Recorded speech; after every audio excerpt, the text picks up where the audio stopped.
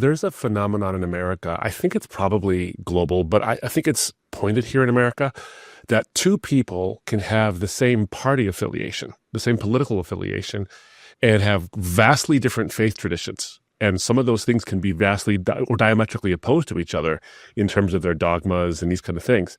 But the people who have the same political affiliation and different faiths can be friends and everything's fine.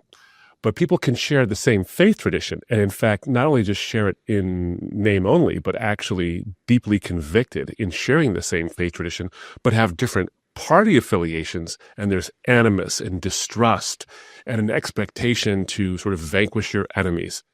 I find that to be odd and distressing.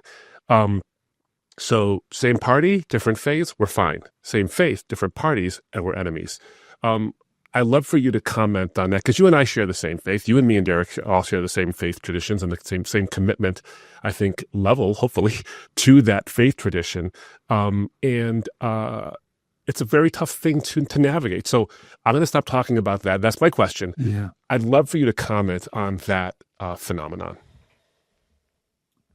Well, I've observed this too. And there are many ways of talking about this, but I think the primary question is, what dominates your imagination? The liberalism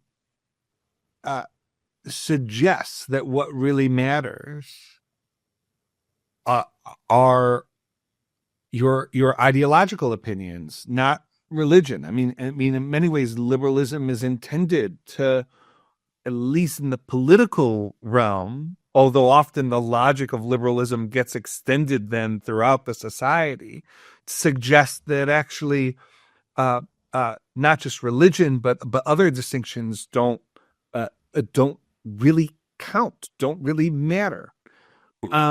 And in some ways, right, like that in the political context, you want to be able to find commonality and find common purpose with people who are different.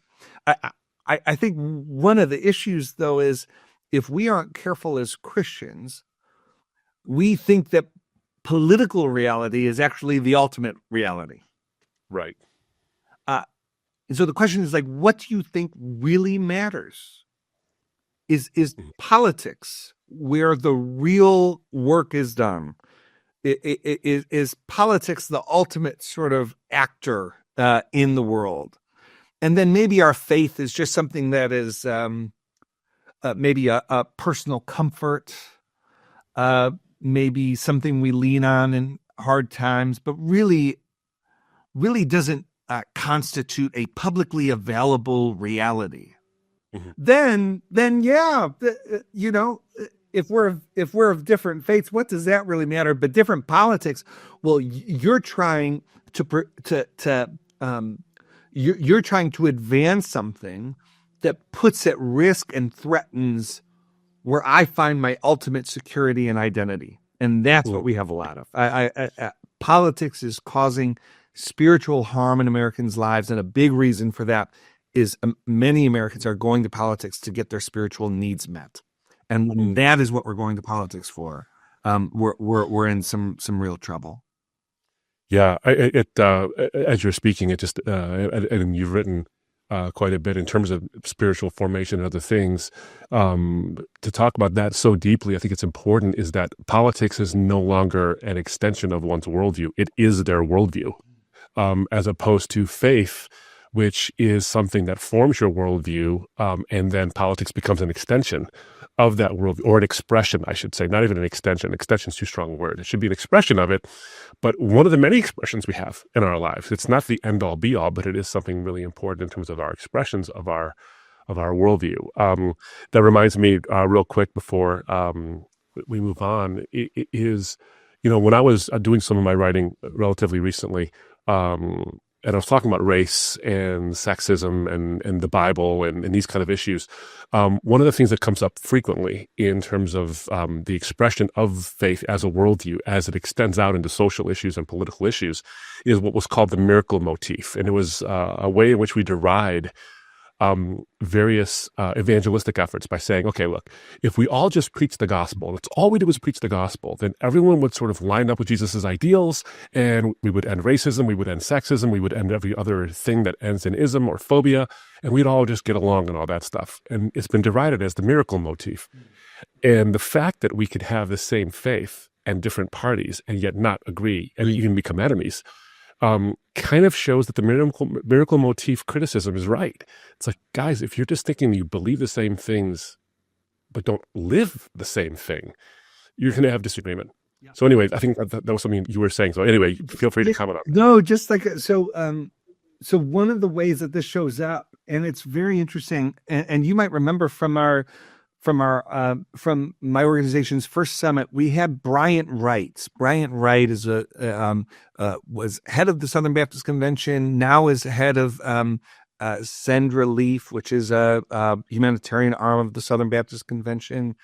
And, he was speaking in part on immigration. Now, if you look at Southern Baptists, how they vote, and think just from that political sort of analysis, you're going to know what Bryant Wright has to say about immigration. You're going to think one thing.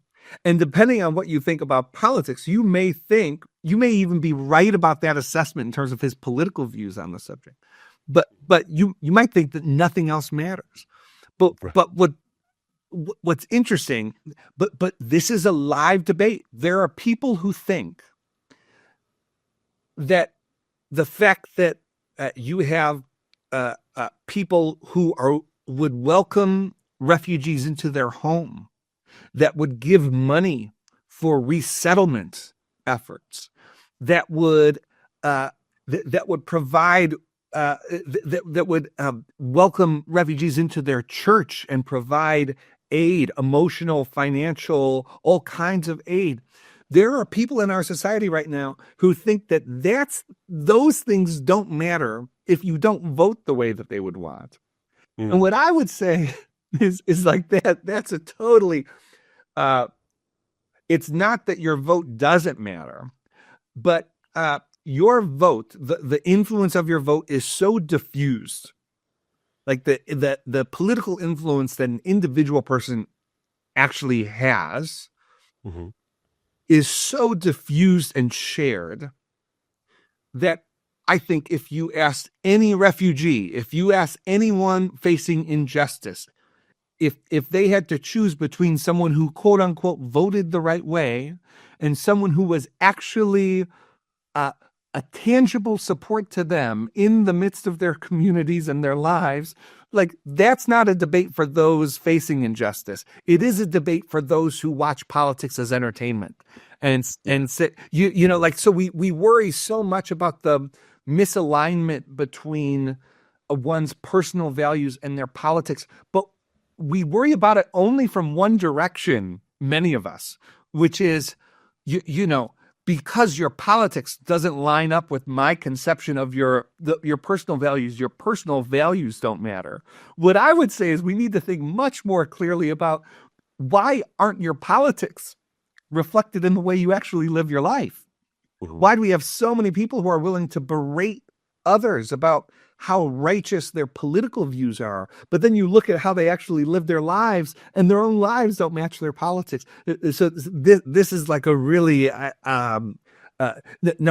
just quickly, I think one of the answers for this, of course, is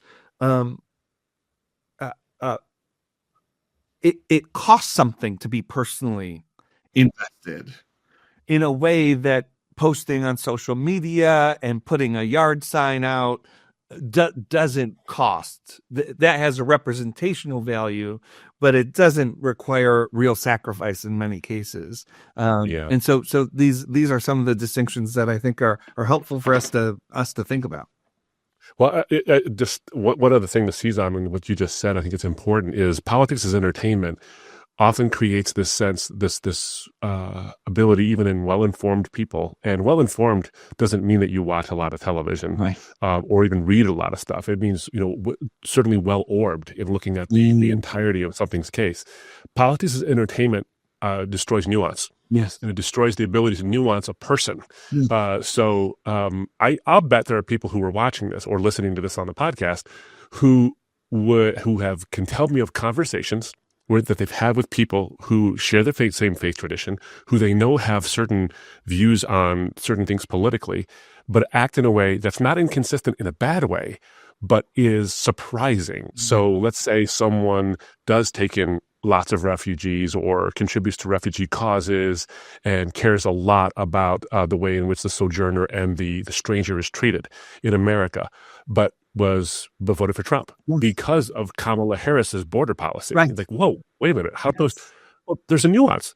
You can vote because you're like, I think this is a bad way to handle this. Here's a better way to handle it. Or I didn't vote because of that reason. I voted because of another reason altogether, because it's multifaceted. But we have this caricature of a person based on how they voted because of politics as entertainment, which I actually equate to not just entertainment, like can I watch which talking head wins on the CNN panel, but it's more of Roman gladiatorial fights. It's no longer a civil public square. It's the gladiator arena.